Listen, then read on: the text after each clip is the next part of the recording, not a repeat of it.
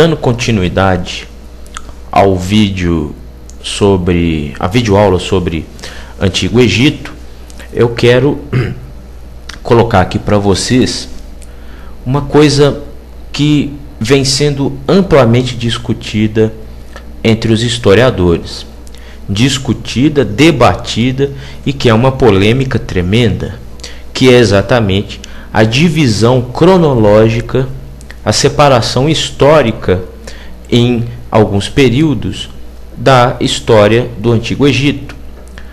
Os historiadores divergem demais. Existem várias formas de classificação e divisão da história do Antigo Egito. A mais conhecida, a mais difundida entre os historiadores, faz uma ampla divisão da história do Egito Antigo, e lembrando que essa história se inicia milhares de anos antes de Cristo.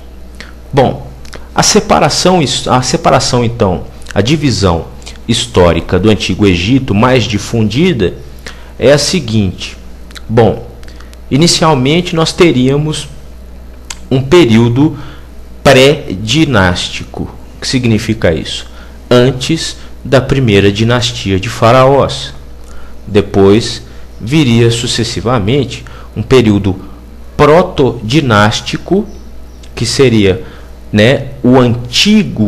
a antiga dinastia de faraós, e em seguida teríamos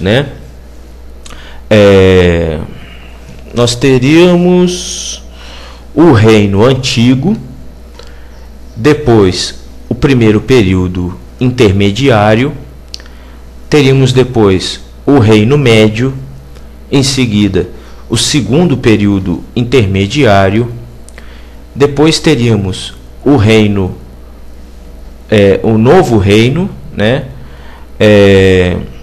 e depois o terceiro período intermediário, e por fim nós teríamos então a época tardia.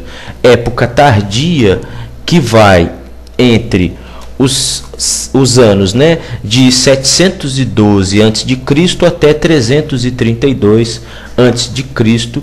Esse período, essa época tardia, marca exatamente o final da história do Antigo Egito, já que no final desse período o Egito sofre o domínio, a invasão das forças macedônias, ou seja, o Egito nessa época passa a ser dominado pelo Império Macedônio, Império de Alexandre o Grande, de Alexandre Magno. E aí se encerraria essa história do Egito Antigo. Relembrando, então, nós temos o período pré-dinástico, protodinástico, o Reino Antigo, o primeiro período intermediário, o Reino Médio, o segundo período intermediário, o Novo Reino, o terceiro período intermediário e a história tardia ou época tardia.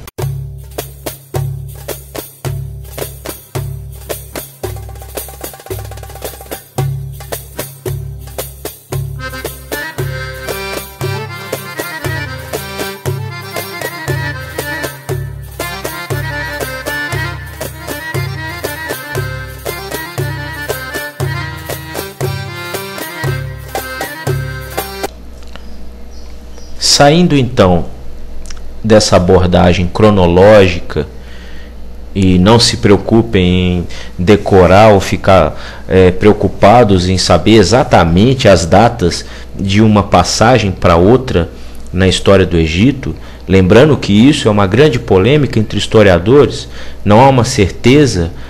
Essas datas que eu passei aí em slides para vocês são coisas aproximadas. Em se tratando então de antiguidade, a incerteza é completamente absoluta. Não há vestígios, resquícios, documentos que comprovem essas datas com absoluta certeza. Isso não existe mesmo. São conjecturas que são discutidas entre historiadores há muitas décadas. Bom, complementando o primeiro vídeo falando da reunião do Alto Egito e do Baixo Egito sob o domínio do primeiro faraó Menés, é interessante notar o seguinte: essa reunião do Baixo Egito, que é o delta do rio Nilo, norte do Egito, com o Alto Egito, que é o sul do Egito, ou aonde nasce o rio Nilo, né? Existe uma lenda interessante que o cinema acabou explorando. Existe uma lenda que diz que, e isso é confirmado pelos historiadores, que a reunião do Baixo com o Alto Egito partiu do Alto Egito, lá no sul do Egito, quando um dos líderes tribais daqueles nomos do sul do Egito ou do Alto Egito passou a fazer conquistas militares uma atrás das outras até chegar à cidade de Mênfis, no norte do Egito, próximo do delta.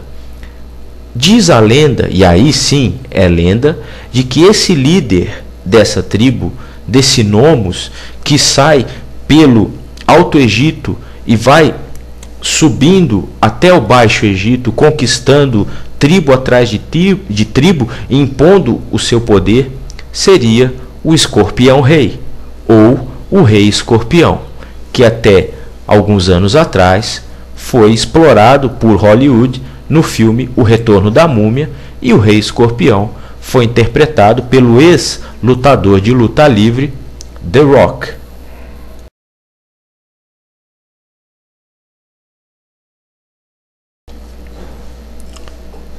Para finalizar, dizem alguns historiadores que na sucessão do Escorpião Rei apareceu um líder chamado Narmer. Teria então Narmer concluído as conquistas militares do Escorpião Rei e conquistado então o delta do rio Nilo, e tendo sobre a sua coroa as duas coroas em sua cabeça. Uma coroa branca, que significaria a conquista do Alto Egito, do Vale do rio Nilo, e uma coroa vermelha, que significaria a conquista do Baixo Egito, do delta do rio Nilo.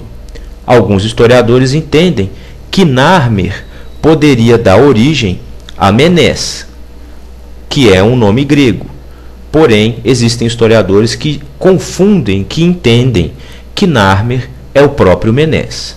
Isso é mais uma das grandes dúvidas e questionamentos entre historiadores sobre o Antigo Egito.